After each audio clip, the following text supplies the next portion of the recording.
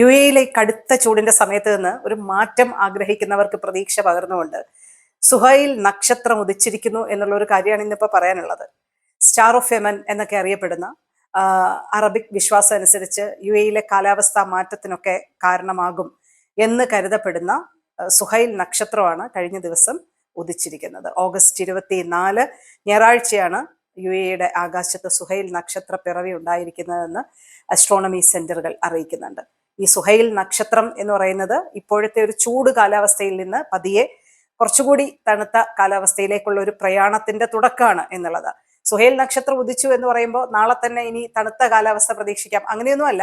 Gradually UAE ഇപ്പോഴത്തെ ഒരു ചൂട് കൂടിയ അന്തരീക്ഷം ഉണ്ടല്ലോ, അത് പതിയെ പതിയെ തണുക്കാൻ തുടങ്ങും. കുറച്ചുകൂടി കംഫർട്ടബിൾ ആയിട്ടുള്ള ഒരു അന്തരീക്ഷം ഇനി പതുക്കെ ഗ്രാജുവലി ഉണ്ടാകും എന്നാണ് അതിൻ്റെ ഒരു വിശ്വാസം.